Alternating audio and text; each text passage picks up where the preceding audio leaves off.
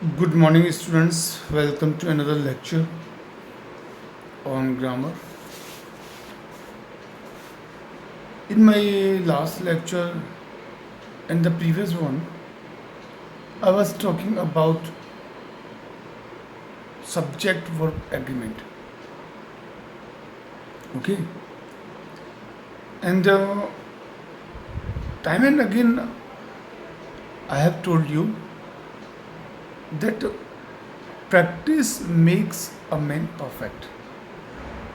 करत करत अभ्यास के जड़मत होत सुजान। प्रैक्टिस आदमी को में परफेक्शन लाती है। और जैसे फॉर एग्जांपल मैं एक दूं, जैसे आपको मानो ड्राइविंग सीखनी है, तो ड्राइविंग सीखने के लिए आपको ड्राइविंग करनी पड़ेगी। ये नहीं कि आप यूट्यूब पर, टीवी पर या कहीं बुक में पढ़कर आप ड्राइविंग ऐसे की जाती है और पढ़कर आप ड्राइवर नहीं बन सकते। ड्राइवर बनने के लिए, ड्राइविंग सीखने के लिए आपको मैदान मारना पड़ेगा, ड्राइविंग आपको करनी पड़ेगी, ठीक है ना। इन द सेम वे इस फील्ड में भी आपको वो करना पड़ेगा, प्रैक्टिस करनी पड़ेगी। ऐसा नहीं है कि मैंने कुछ रूल्स बताए आपको ग्रामर के, और ग्रामर के उन रूल्स को सीखकर आप एक बार रूल्स पढ़ लिए या देख लिए या सुन लिए और काम हो गया। नहीं, आपको प्रैक्टिस करनी पड़ेगी। Okay, so let us start. ये सेम एक वो है, एक्सरसाइज है, उसी में सब्जेक्ट वर्ब एग्रीमेंट पे एक मैं कर रहा हूँ। फिर इसके बाद में कुछ एक्सरसाइजेस हार्ड कॉपी के रूप में आपको ग्रुप में फॉरवर्ड कर दूंगा और आप लोग करना। फर्स्ट सेंटेंस है to take pay and then not to do work. इसमें ब्लैंक स्पेस है, डिसऑनेस्ट। डिसऑनेस्ट यहाँ singular verb to take pay and then not to do work is dishonest. Okay, next, the cost of all these articles blank space risen. अब देखिए, एक बात आई थी error of proximity. एक point में मैंने कहा था कि हम we use a verb or we decide whether we have to use a singular verb or a plural verb according to the subject. कभी कभी हम क्या करते हैं कि हम जो सब्जेक्ट वर्ब के क्लोज है उसके हिसाब से वर्ब डिसाइड कर लेते हैं, लेकिन वो नहीं करना हमें। तो यहाँ the cost of all these articles, यहाँ सब्जेक्ट क्या है? कॉस्ट। आर्टिकल सब्जेक्ट नहीं है, आप उसमें दोबारा से देखना। और अगर समझ में नहीं आए, you can contact me on my personal number, या ग्रुप में मैसेज कर सकते हैं। तो the cost of all this articles has risen. Okay, singular. The jury blank space divided in their opinions. अगर आपको याद हो, कलेक्टिव नाउन की जहाँ बात हुई थी तब कहा था एज ए होल बात करते हैं।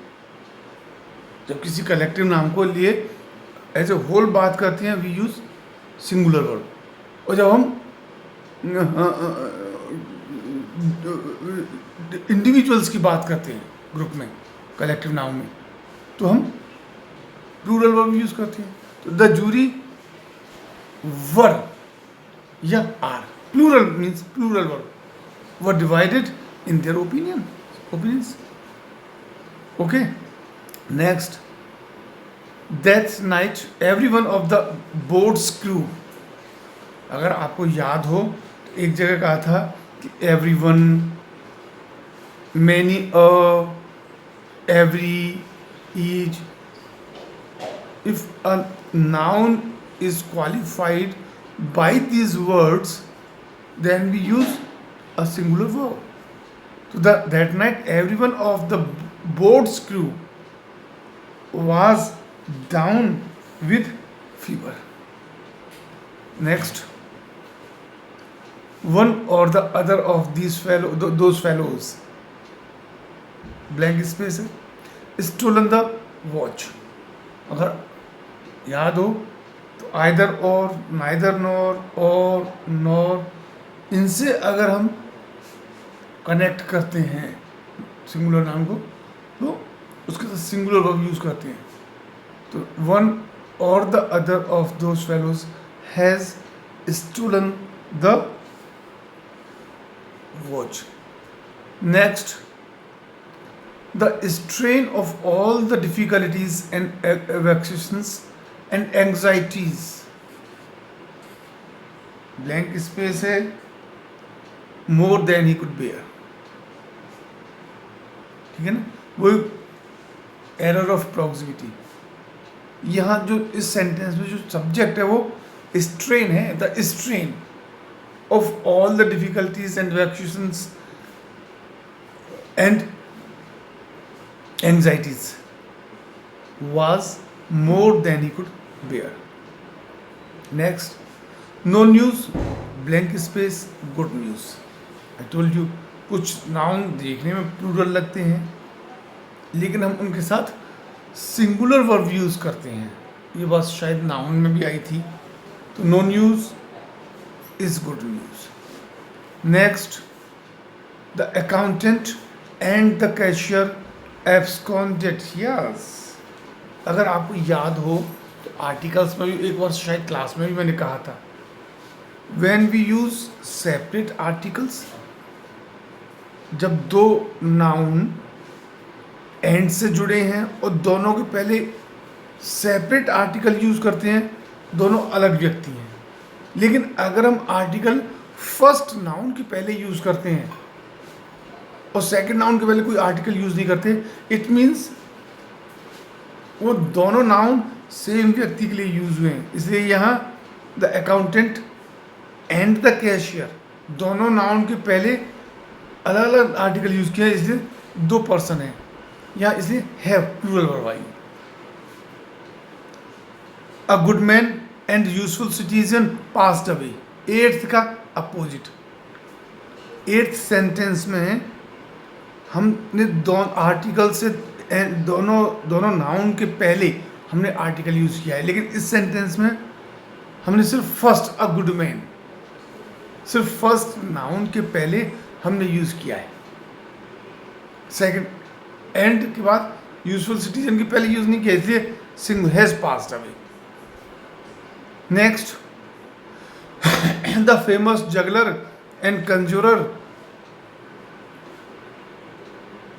Blank space, too unwell to perform.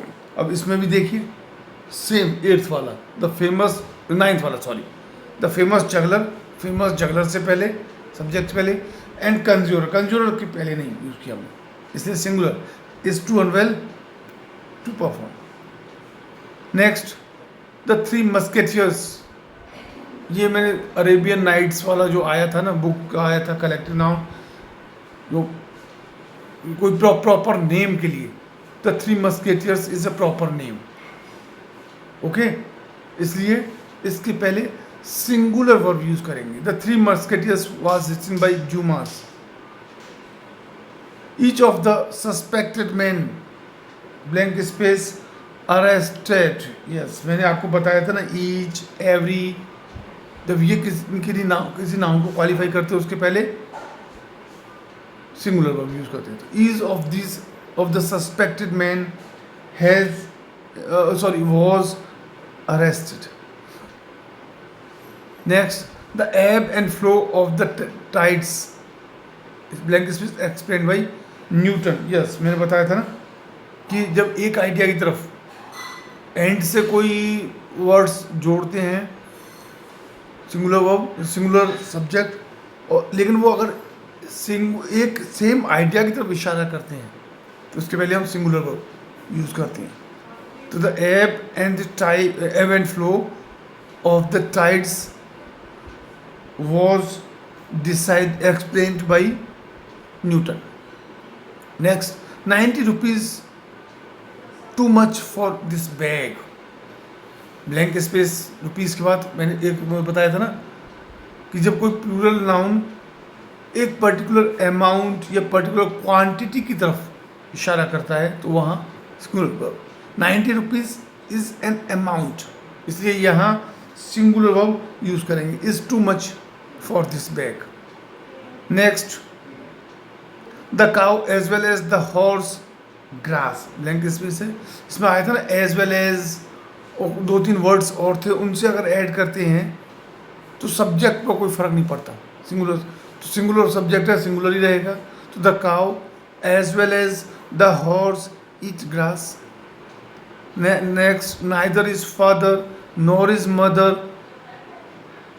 अगर याद हो नाइदर नॉर आइदर और इनके पहले हम सिंगुलर वर्ब यूज़ करते हैं इनके साथ। अगर इन दो सब्जेक्ट को नाइदर नॉर आइदर और या नॉर से जोड़ते हैं तो यहाँ से singular neither is father nor is mother is alive. Next there dot blank space many objections to the plan sorry as I told you when a sentence begins with here or there, in such a sentence verb is decided according to the following subject। Verb के बाद आने वाले subject के हिसाब से हम verb लगाते हैं। तो देयर मैनी ऑब्जेक्शंस प्लूरल है, there are many objections to the plan. Next 2/3 of the city blank space in ruins. फिर दोबारा से वही बात आई, particular amount particular quantity. 2/3 is indicating towards a particular amount, इसलिए singular. 2/3 of the city is in ruins. Next the formation of paragraphs very important. Yes, अगर आपको याद हो तो एरर ऑफ प्रॉक्सिमिटी की बात आई थी, ठीक है ना। तो यहाँ paragraphs is not the subject in the sentence, subject है फॉर्मेशन। तो द फॉर्मेशन ऑफ पैराग्राफ्स, इसलिए इज सिंगुलर वर्ब यूज करेंगे, very important. And the last one men's happiness और मिजरी, वही और से, इसलिए इज सिंगुलर वर्ब यूज करेंगे। In a great measure in his own hands, means happiness or misery is in a great measure is in his own hands. Thank you. Stay home, stay safe. Thank you.